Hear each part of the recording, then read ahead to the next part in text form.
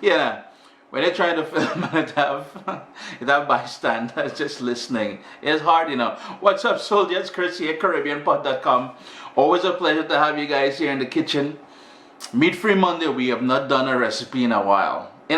People have been asking, Chris, vegan, vegetarians, a little ital, something. So today, you know, if you've been watching my Instagram stories at Caribbean Pot, you will see we were out in Montreal, we were out in Quebec, we were down in St. Jacobs.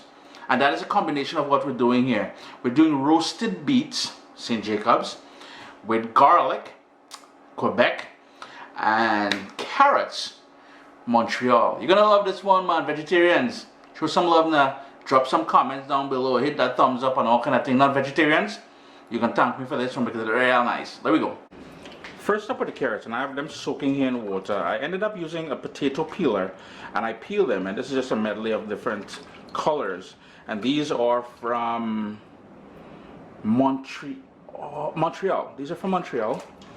And these are all ready to go. And the only reason why I peel them, you can scrape them, you can wash them, you don't need to peel them, is because they were going a little bit tarnished and I didn't want them to waste, so I peeled them off with a potato peeler, like so.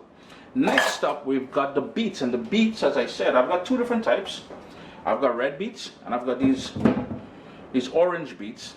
And we got to peel them. You may want to coat your hands with oil or use gloves.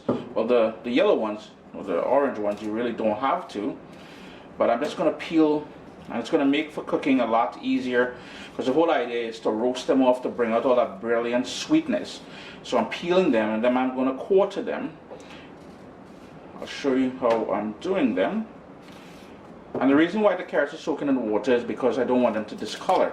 So you cut it like that, and then into quarters. Beautiful beets. I'll toss them in the water at the same time too. No big deal. The red ones, and the reason why I said to wear gloves or to coat your hands with some vegetable oil, ladies, especially if you got that pedicure all on point. We ain't trying to ruin that pedicure. Money spent on that, and the fingers looking nice. We ain't trying to have it all red and bloody like you belong in some kind of murder mystery, get away with murder kind of thing. You know what I mean? Because it's smaller, I'm cutting those ones in half. See the red I'm talking about? I just vote. Quick tip, if you don't want, notice how it's bleeding, the red ones, you can peel all the yellow or the orange ones first. We don't want them to bleed.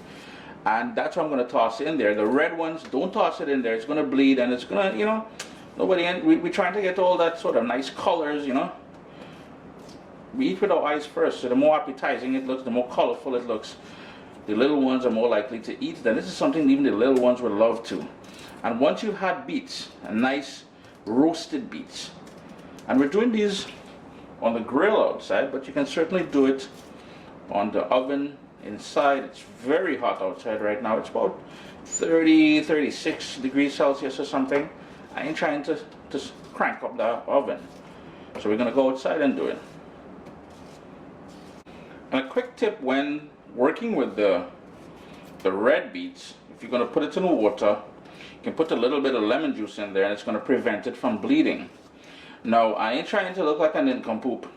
I think I may have said pedicure earlier.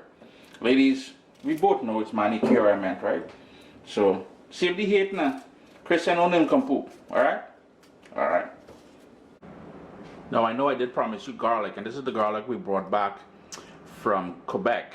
I'm not sure if it's Montreal or Quebec, northern Quebec or wherever, but we're going to put some of that garlic later on. But we've got the red beets, those carrots, and the yellow beets there, and you want a nice dose of good olive oil. And that's going to drizzle that olive oil all over. And there's no rhyme or reason for me having them separated like this. As you're going to see later on, I'm going to mix everything thoroughly. So don't fret too much. I'm just trying to make it look good for Instagram at this point. Sea salt. Now if you wanted to put a tiny bit of honey in here, you can certainly do that. But beets on their own is naturally sweet. We want to bring out that sweetness. That's why we're roasting it. But totally up to you. And it's all about flavors. So what we're going to do now, this is some fresh ground black pepper I'm putting here. We're going to head out to the garden for a little herbage. Gotta put a little herbage in there, man. We are from the Caribbean after all. And while I have parsley and I've got oregano in the back there, I think for the beets, some lovely fresh thyme is the way to go.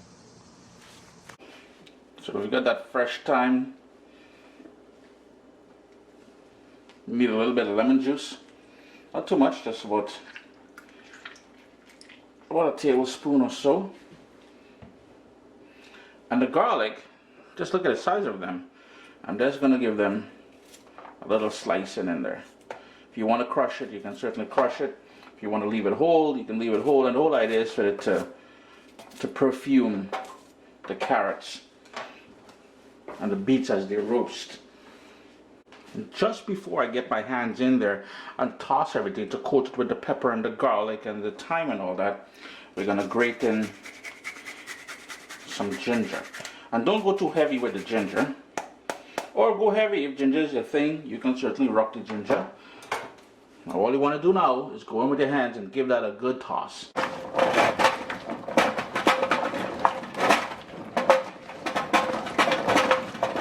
All you would do after you make sure everything is coated is covered with some foil.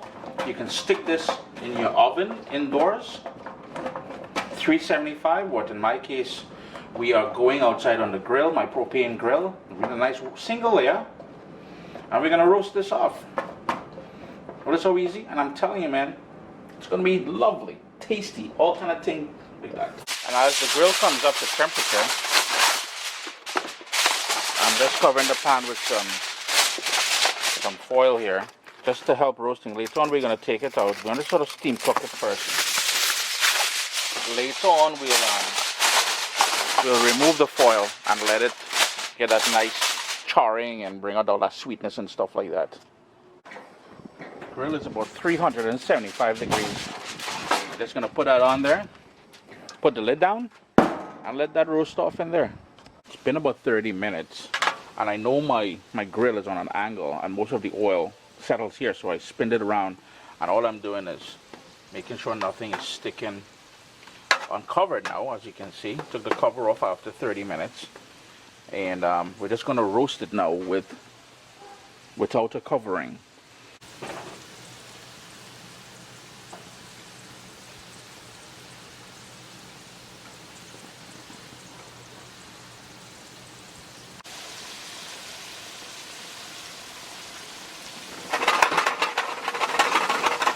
It's been going now for 1 hour. Fully cooked, and how you can tell, you'll get a paring knife and you will go in.